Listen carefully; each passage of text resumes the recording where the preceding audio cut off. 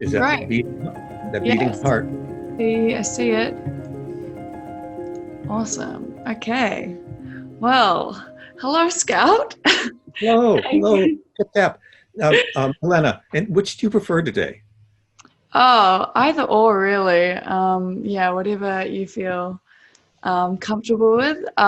Yeah, no, thanks for joining me in this chat that we're going to have, a bit random, but I think kind of necessary and also just for fun. So, if whoever's watching doesn't know who Scout is, I will briefly introduce you to him.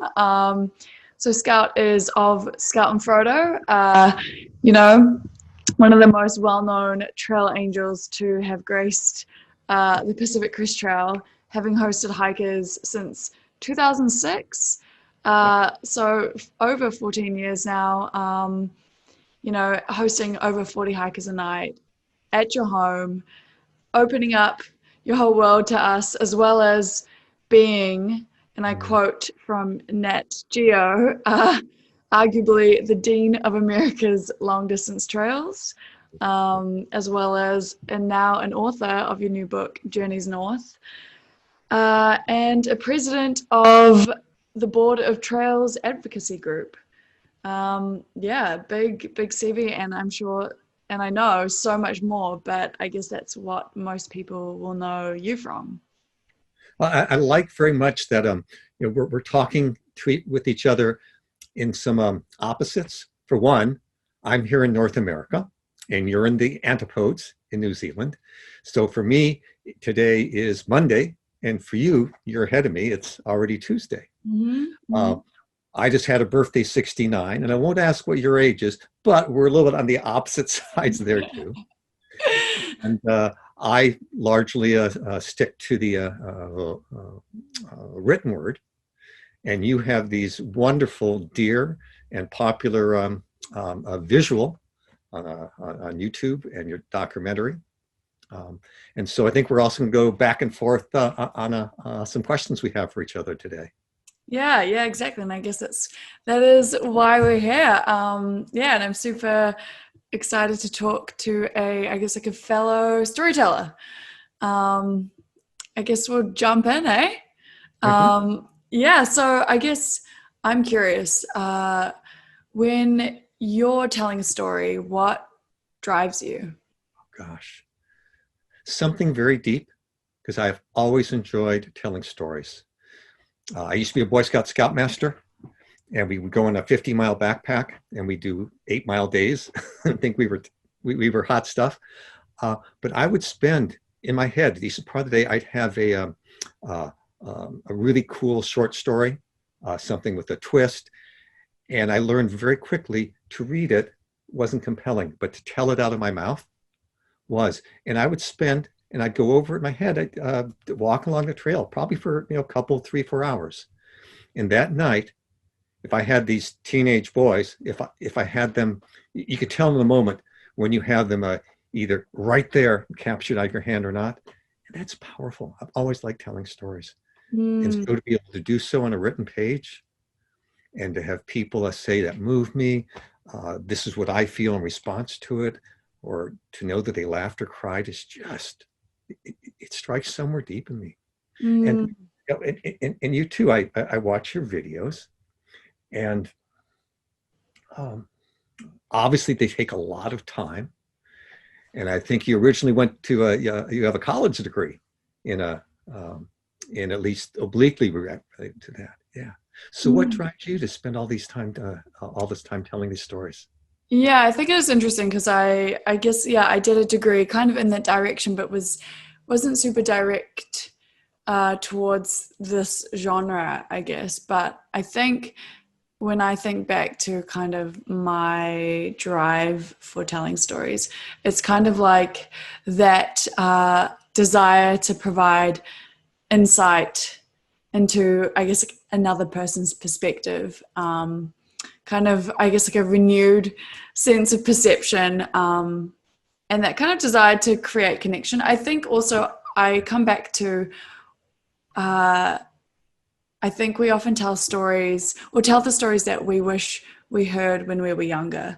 And I think that often drives what I create. So yeah, the desire to create something my younger self would have been really grateful to read or consume, and gain that insight.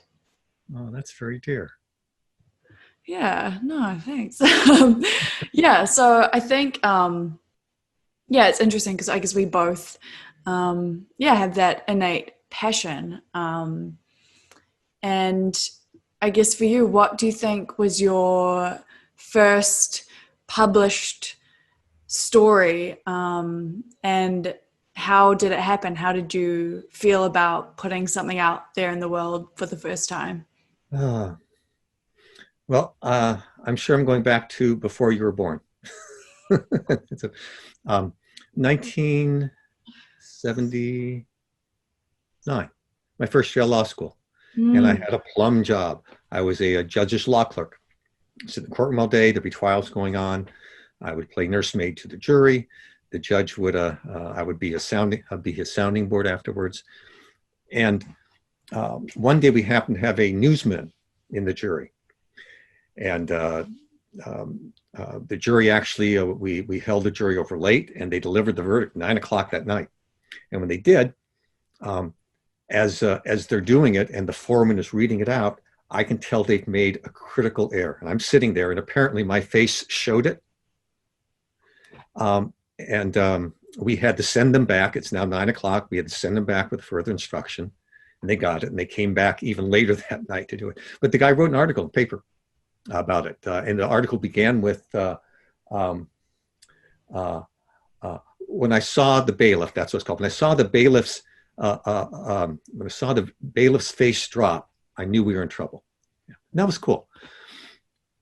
I wrote a response because he had only seen really one side of the story. And it wasn't that, hey, you're wrong. It's just, this is what was happening on our side. And I got it published. Wow. And it was powerful to see, to realize that this perspective is being read by the, I don't know, 70,000 subscribers of the Eugene Register Guard. Very powerful. Very powerful. And that's actually what started me to write my first long work back then.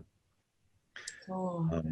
But if I can provide a second answer, because in what I call Scout 3.0, because at that time, I soon after writing them, we started having kids, and it was time to turn back into making some money and be a lawyer for 25 years. When I hiked, and just before I hiked, I was hoping to get something into the PCTA's magazine. And what I got into it is their first and only, to this day, and I think only in the trail world, April Fool's Day article. And people bid on it. It was so much fun. The article was about Luke Highwalker, his trail name. He was hiking from Mexico to Canada on stilts. And I had pictures of a guy leaving the border on stilts with his backpack on, and a backstory. And there's a lot of strange, real stilts history. Someone walked across the United States entirely in stilts, 1920s. A guy walked from London to Rome on stilts and got an audience with the Pope. So all that was real. But people bought this. And on trail, I'd hear people asking, has anyone seen this guy on stilts? Is he still out there? And on the internet, chatters lit up, and that was just so much fun. That really fed me. Oh Yeah. my goodness. What year was that was published? 2007, April. And in fact, I sent you a picture, and you might want to drop it in because I know you can do that via your video magic. And I didn't say in there, one of the skills I have is I can walk on stilts, like 3 foot tall ones, back from my teenage days. It's one of the things you don't forget, like riding bicycle. People would read the article, they'd believe it, and then they'd realize, wait a second, I recognize that guy. So that was a lot of fun. That's so good. I feel like it was the time before trolling as well, so people couldn't really catch on to what was fake in you. I feel like people would catch on to it a little bit more in this age, but that's pretty good. That's really funny. Yeah.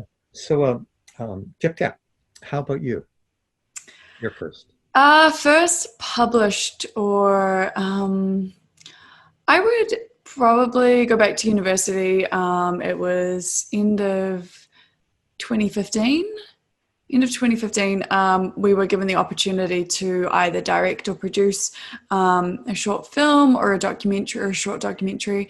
And I created one kind of about my upbringing, which is quite an interesting subject and could be another whole hour-long conversation. But it was, yeah, it was the first time I'd produced something where we got to screen it in a theatre and have a big audience come. And it was the first time I was able to see direct impact from people watching something I'd created. And that was really powerful because, you know, just having my friends come up to me afterwards and feel really moved by it, or the ability it had to open up conversation afterwards, was really eye-opening and very empowering to see that, you know, if you put yourself in a position where you tell your story, you know, people respond to it. And yeah, I would consider that being the first piece I made. And it's funny because I feel like the next question I want to ask you is about kind of, you know, a hard story that you've told. And it's funny because in a sense that the one that I produced, that first piece, was actually the hardest one I'd made, because it was the first time where I had, I guess, put myself in a more vulnerable position, and it was a very personal story. So it was the most difficult, but also the most rewarding. And I think it comes back to, for me, you know, there's something so liberating about telling your story. And I'm also a big believer in, you know, if you can't tell your own story, how can you tell others? But yeah, so I wonder for you, what was the hardest story that you've had to tell? Well, if we can, let's walk down your path just a little bit more, because Yeah. you've made me curious now. Um, what was if I can ask, what was the hardest part, or that you, um, what did you worry the most about putting on the screen in front of your friends? I think it was, I guess the subject matter was something I hadn't really talked about a lot with friends, and something I, yeah, hadn't been vulnerable enough to feel comfortable in talking about. So it was a subject matter that, yeah, I hadn't discussed a lot with people, and I think I was afraid of how people would react and how their perceptions of me would change. So that's probably why it was very, yeah, the hardest story to tell. Yeah, yeah. And how did people react? Yeah, really well. I think there's that whole thing where, you know, oftentimes when there's self-disclosure and, you know, the being vulnerable, there's a lot of power in that, where people can recognize, oh, you are being just true to who you are and true to yourself, and you're opening up in a way, you know, that makes me feel more connected to you. Hmm. So yeah, I feel like it only opened up more conversations with my friends, my family, and yeah, no, it was a really empowering experience. Yeah, good, good. Yeah. Well, for me, the hardest story to tell are the hardest stories. Um, and in the book I just written, Journeys North, the hardest one was someone else's story, a young woman who we regard as all but as a daughter. A story that after her doctor and her mother and still many years later, I was the next person to know. Um, but because it was going to be told, um, and she trusted me to do so, she had conversations with others very important in her life that she might never have had. Mm. Um, one of her siblings, who she's closest to, um, uh, but for being published, she and he would never have sat down, and he would not have known that part of her. And the other piece you might regard, so, Scout, how could you even talk about this about myself personally, was one that I've traveled a long path with. At one time, you'd have had to, pry this story out of me with a crowbar, and lots of tears and so forth about it. Mm. But these days, um, uh, uh, when I tell it as a gift, really, which sounds like a funny thing to do. And it's the story of how Frode and I lost, my wife and I lost our way. You've been around us, and what you see is what is real. I go to bed with my soulmate every night. I am so lucky, and it's, it may sound like a platitude. It is not. Every time Frodo touches me, every time I make her laugh, I'm aware of it, and I don't take any of that for granted. And in part because there was a time that we did. Mm. Yeah.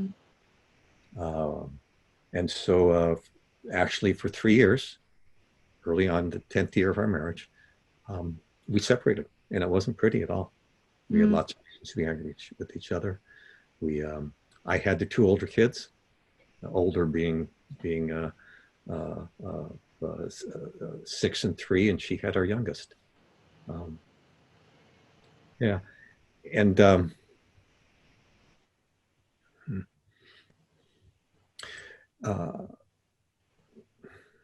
it was incredibly hard. But we always, as angry as we each had a right to be at each other, we never stopped liking talking with each other, and we could always share a soccer blanket with the kids.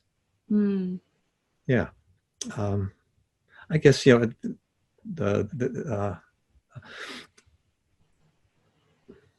it's healthy to say what it is, so I will. But let me preface with it. There's suspend judgment for a moment. It's not anyone's right or wrong. In fact, I would not change any of this many years later, because it's who we are, part of our life.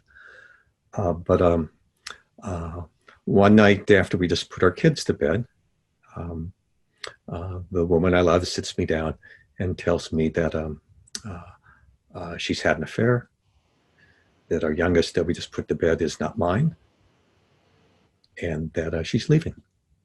Yeah. Mm. And she thought I would kick her out. Literally, that's what she was expecting. And instead, I asked if we could work on it, and we did for 6 months. But at that point, the die was already cast. Mm. And so she left. I got on to live, I thought, the rest of my life, as did she. And 2 years later, both of us having gone separate-ish paths. I mean, she lived with a guy for a year. I was dating, because I'm a partner person. Mm. We found a way back. Mm. Yeah, I'm going to tear up right now. Found, and it wasn't easy for either of us, and we worked hard since. But it is such a joy to be married to her, and I know she was here. We'd both be crying on each other's shoulders, not just me. Yeah. Yeah. But for me to ask, say, Blazer in the book, the young woman I was talking about, to tell her story, I have to be honest with mine and tell mine too. Mm. Yeah. Wow, thank you for sharing that. It was really powerful, and I think it's such a testament to you and Frodo, just the strength in your relationship and who you are as individuals. If we were on trail, I would have probably started that with you at the start of a climb. It would have carried us through 1,500 or 2,000 feet. And both of us forgetting that we're climbing and it's hot and sweaty in a day. Mm. Mm-hmm. I call that it's the second great story of our marriage. It's truly incredible. And I think it does come back to a bit of, being able to tell your own story and own your story enables you to be able to tell others. And it kind of fits into nicely what I want to ask next, which is kind of, you're putting yourself on the written page, and oftentimes, you have to put yourself at center stage. How do you find that experience? Today I find it just fine, but the first time in this present book, Journeys North, the first time I used the word "I" was until about the first draft, about page 45, and I'm not kidding. It took me 3 days to do it, and that's 3 days of start and stop and going back to base one. Just a lot of apart from being uncomfortable, mostly though from the size of decisions that had to be made once I used the word "I." How much am I going to do this? How do a conversation that's been told now from someone else's perspective, how do I jump in and where do I jump out? How does the reader feel about it so it goes smoothly? Because what you don't want to do is jar your reader. Reading along, goes, "Morning. Oh, I'm reading a book." I mean, my goal is to bring you in and have you be there. Be there, sitting on the front steps of the Ketty Meadows store, being there and having dinner in a pit toilet outhouse, and you're happy. And so using "I" was hard. And I originally, in telling these, I love these stories, these other people's stories that I became privy to on the trail. And that's what I wanted to tell. And every edit along the way, especially a couple, I had the folks who were giving it a hard read kick me occasionally on the side of the head, said, "You need to put yourself in more. The reader needs to know you and trust you to be able to appreciate these other stories." So most every step of the way, I elevated Frodo and I. Originally, the book began on Blazer's shoulders, and now it begins in ours, and we're a lot more in it. So it was a real process for me to get comfortable with that. Today I'm much, much more so, but it was hard the first time. It was hard. Yeah, I mean, I've been reading your book, and I think you've done such a great job of integrating, interweaving all the stories and where they overlap. So that's really cool to hear, that obviously it's, a very tricky thing to do, but I think you have done it so well. And Yeah. you started with this first piece that was I. And you've gravitated now. You are still in your work and very heavily, but you've broadened so much more. How was that process for you? I think it comes back to, it's the whole thing of kind of the desire to tell stories and realizing that, the internet and YouTube, for example, is such a powerful platform. The thing is, the most accessible person to me is myself. So it's kind of like this desire to tell these stories, but realizing, I can recognize that I can be somewhat of a vessel or character to have these experiences and relay these messages. I think with my first experience, back to my university project, which I kind of dipped my toes in, I didn't really talk about subject matter. Essentially, the subject matter was my upbringing in a quite strong religion.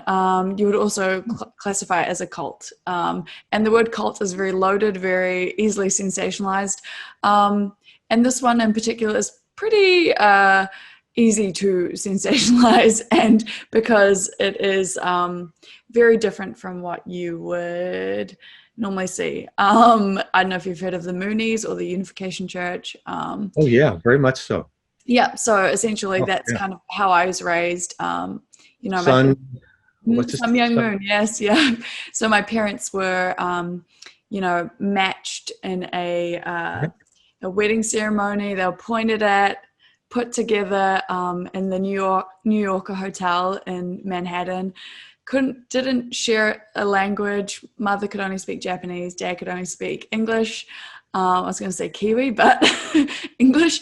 And then, 2 days later, married in Madison Square Garden with 2,075 other couples. Right. It's like a lot of, yeah. Yeah, Wow. so it's a big thing, and I guess a big thing of my story was um, it felt very isolating. I grew up with others who um, were raised in the same religion cult. Oh, there's my cat Ellie. Hi, Ellen. She's just meowing in the back. But it was a sense of having this very yeah, I like maybe emotionally isolating upbringing because I wasn't physically removed from regular school or anything. But it was that kind of recognition that, man, I have this kind of bizarre upbringing. As you get older, you start to realize, okay, the other kids at school don't have this experience. I'm a little bit different.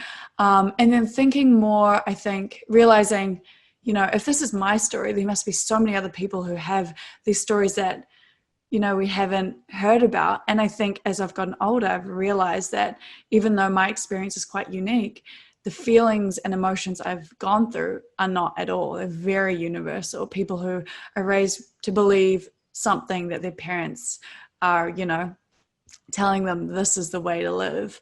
So as I guess going back to the question with, putting myself in front of the camera, I guess that it all stems back to, being able to tell other people's stories if I can't tell my own. So in that experience, I also interviewed the other kids who I grew up with because I was really interested in hearing their perspectives. But yeah, I mean, ultimately, I'd love to tell other people's stories because there are so many. But I guess that's where that innate passion comes from. It's that realization that, if my upbringing and my story is like this, there must be so many others that are, if not, that are weirder or like crazy or just, more different. There's so many to be told. So yeah, that was a bit of a Wow. Yeah. Well, thank you for sharing that. Yeah. yeah, no worries. It's interesting because I feel like it's a very generational thing. A lot of people in my generation haven't heard of the Moonies because we're the second wave, whereas I feel like in my parents' generation, your generation, is very much a pop culture thing where it was referenced like in The Well, those Simpsons. weddings made those 1,000+ weddings, in New York made the news. Mm-hmm. Yeah. Mm-hmm. Yeah. And I think, moving on from that, like, I guess a big aspect of storytelling as well is kind of, what do you keep in? What do you take out? And I guess for you, how have you navigated that? And how have you, you know, been able to pick and choose what to leave in and what to take out? Well, I just got an image in my head that's a little bit like backpacking Mm, in that um, I start with filling my pack. So literally, I probably look completely bent over, and what's in my pack is huge.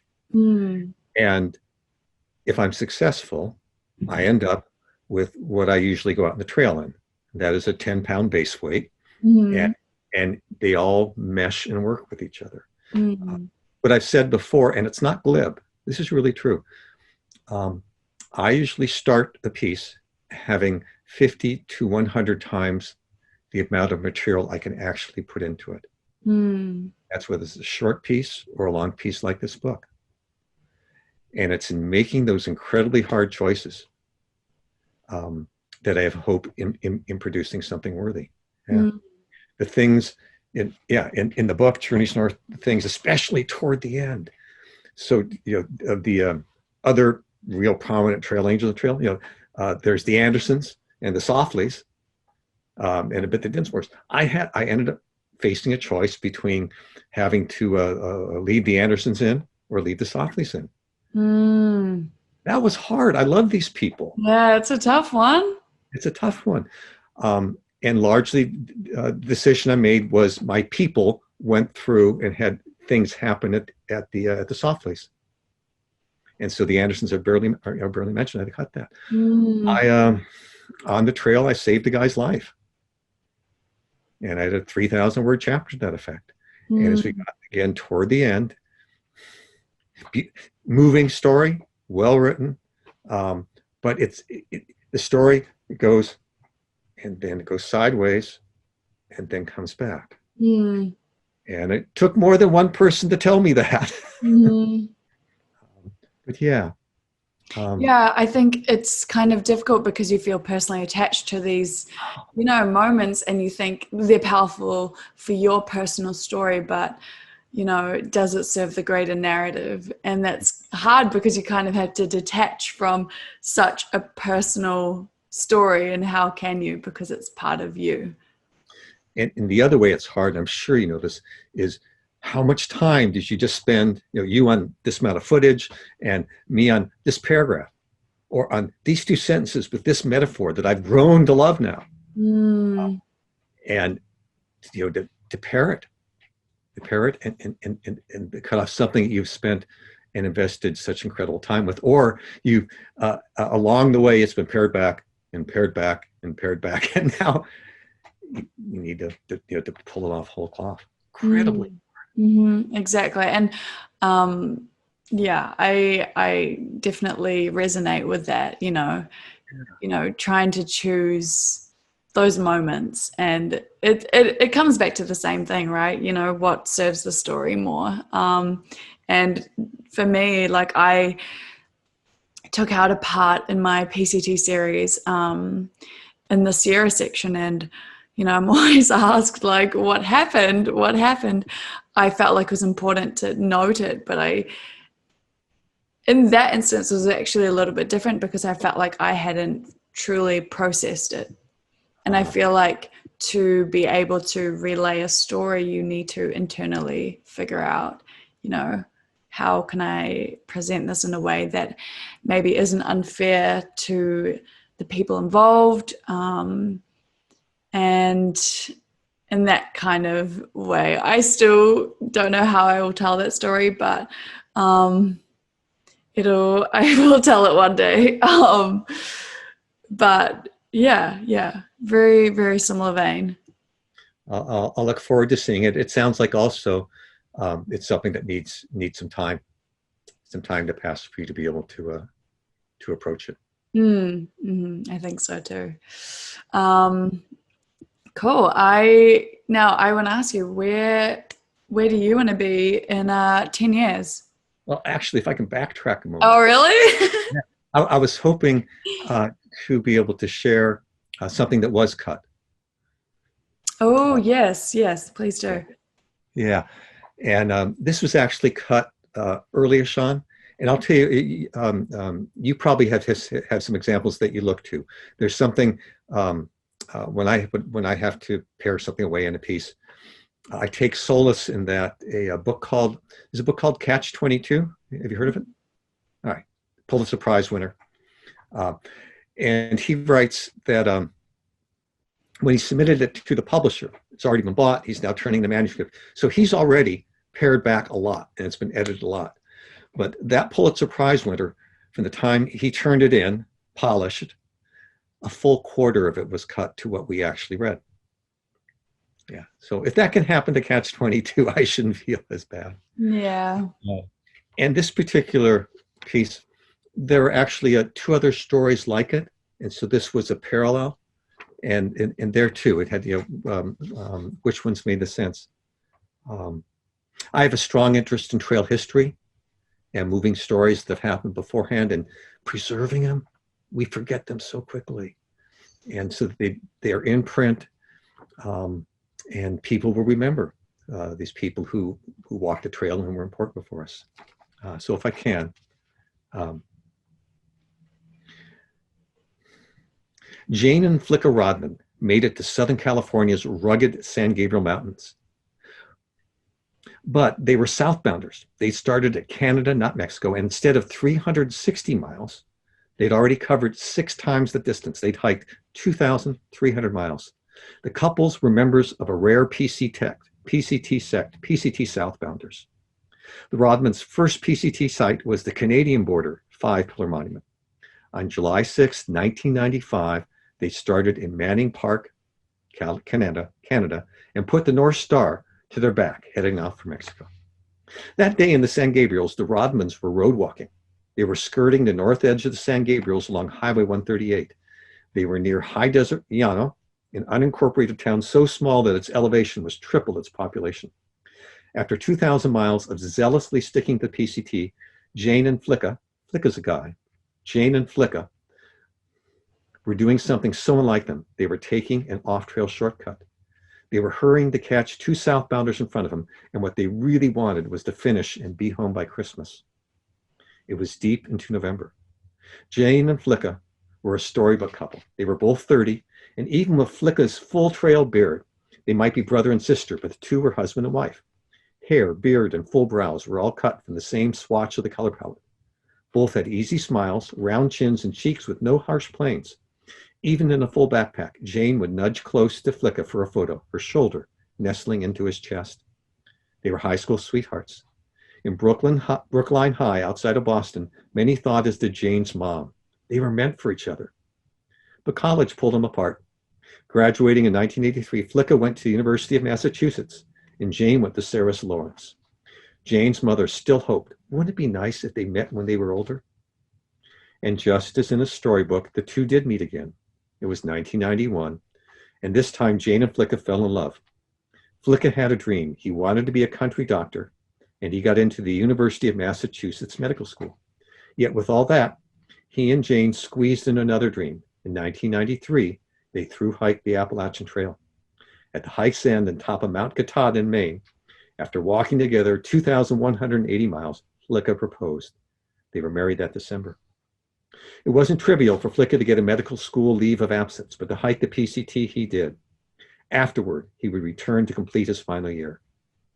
At the first trail town in Stehekin, Washington, Jane wrote in the register, "Our first stop en route to Mexico." 12 days later at Snoqualmie Pass, she wrote, "We'll be bumping the mileage up after a nice day off here." And a week later at Southern Washington's White Pass, "We picked up the miles a bit, but are hurting today." Flicka was almost as dedicated to his journal as he was to his hike. He wrote about the trail and also ranged far afield. Trail. Huge slugs continue to make us step carefully. They move so slowly and they're so undeserving of being squashed into 2 dimensions. I got up to pee and had to practically shield my eyes as the moon's rays stabbed our sight to the trees. When I got home, these relevant questions, is it raining out? Are the bugs out? Will be absurd. In Flicka's journal, he mused about books he might write. And one book idea, a question and answer book, he wrote, "Is Wonder Woman invisible in her invisible jet? Do we really use only 10% of our brains?" For another book, he had settled on a title, "Utterly Senseless Ways People Have Died in Accidents." Yeah. On Highway 138, Jane and Flicka were walking well off the road. For miles, the road had been classroom ruler straight, as only a desert highway can be. They just walked into a curve. It was full daylight. There was very little traffic. An Isuzu trooper grew larger as it approached them. Jane had written her most recent letter to her mom just 6 days before. "Life is so precious. I can't see the point of wasting time. How can you be depressed when you are so very lucky to be healthy, loved, and alive?" During their hike, Jane so rarely called home, but a quarter mile back in Llano, the only evidence of civilization along Highway 138 was a post office and a gas station. Jane had walked off the road at the payphone and called her dad. It had been just 10 minutes before. The Isuzu's driver fell asleep at the wheel. Jane's mom said they were facing traffic just like they were supposed to. It was broad daylight. Flicka died instantly. A helicopter flew Jane to a nearby hospital. They did everything they could. The Isuzu had slammed them both so hard she'd been flown violently into the air. Jane's injuries were too much. She died in hours. Dr. Franklin Rodman Jr. Flicka's given name was Franklin. He worked so hard, but he never got to hear his name with the doctor in front. But others did. The rest of his medical school class did. At the graduation ceremony, the University of Massachusetts Medical School posthumously awarded him his MD. That had never happened before. It has never happened since. Yeah. Oh my goodness. That is powerful. Thank you.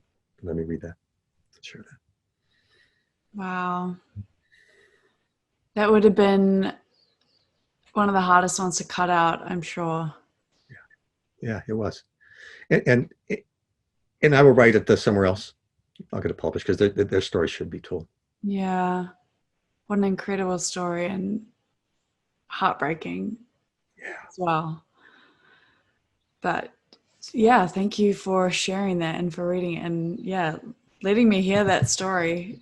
I feel like I need a hug now. Well, someone, hug someone in your bubble. Yeah, no, incredible. So, we just looked into the past. Here are ways, and let's look about in the future. Where do you see yourself? Where would you like to see yourself in 10 years from now? 10 years from now, I think, man, I'll be 37. So let's see. I mean, I would love to be telling stories in some capacity. I would love to be, I think, working in, I'd love to have at least a feature-length documentary under my belt, maybe a book in there too. I feel like it's a rite of passage for every thru hiker, only some make it there and get the book published like yourself. But I think, I'd still love to be heavily involved in the thru hiking community. I feel like, stumbling upon it, it's like discovering this secret world and you're kind of like, I don't want to let this go. I'd love to be, maybe in a position where I can be a trail angel like yourself, have a property somewhere along Te Araroa, have hikers. I'll have, like an equivalent in New Zealand, maybe of like Hiker Heaven or, something like that along the way. But yeah, I mean, I guess hopefully kids, a partner. I'm going to adopt a greyhound. That's going to happen. And yeah, maybe a tiny home as well. But I think, the kind of dream in terms of like career-wise and where I'll be is hopefully, in some regards, in a position where I am able to tell stories beyond my own. Yeah, and how about you? Well, first of all, may it be so. May it be so. Yeah. We'll have to see today's. We'll have to decide what day. For me, it's the 21st. Use the 22nd, but we'll have to check in from 10 years from now. Perfect. 21st is the 20th for me here. I don't know. Are you like 2 days in the future? Well, maybe I'm. Oh, it's right. It's 19th. I'm already looking into the future. You got me So looking 2020. So what? We said 10 years from now. So 2030, 20th of October. Wow. We'll revisit this conversation. Well, for one, I hope maybe I finally got around to hiking the Te Aurora, and I stop in to your trail angel. Perfect. Full circle. Full circle. That would be absolutely wonderful. I hope that 10 years from now, like I did today, I'll have gone out jogging. Um, yeah, uh, still active. Um, yeah, still telling stories in some matter. Still, um, well, there'll be maybe a couple more grandkids. We have two right now. We'll see. Mhm. Two is wonderful, but should only be. Wow. I've in the last 10 years in particular, um, gotten very heavily involved in the the sausage making side of our long distance trails, meaning I won't, it's not a dark underbelly, it's an underbelly. So it's wonderful to be out there. Mm. Great to be out there and hiking. And we are the news and all these normal day-to-day stuff that tears us left behind. But there's a whole other piece to it. And that is, in the 21st century, these trails do exist. Some people, a lot of people, have to be working at protecting them, both the physical work out there maintaining, because it's largely Mm. volunteer, but there are laws, there are regulations, there's dealing with how do you, if not stop development along a trail, uh, how do you influence it so its influence is minor? And there's a whole that side, and it tends to be nonprofits. So I've gotten involved and was on the Pacific Crest Trail Association's board, and these days I'm a president of the Partnership for National Trail System. Uh, Mm. I hope to be still somewhat involved. I feel I'll probably, don't tell them yet because they, but I'll probably serve for a couple more years as the partnership's president. I don't want them to take me for granted yet. But I have a hunch. I have one more strong volunteer involvement. I'm not sure what that'll look like, Mm. and that at 79 I'll still be doing that, um, and maybe another book or two out there. And what I also hope is that one of the wonders about the trail world is that you and I get to meet. You know, if we didn't have a trail, and I'm not just talking about interesting in trails, but that this color hair meeting that color hair. One of the neat things about the trail is age falls aside. Mm. You know, we're both out there, and that's cool. Mhm. And Mhm. Frode and I have so many people from all different ages and walks involved in life, and that's so dear. Because when you do get in the side, we see a lot of friends who don't have that much at all, and that's that.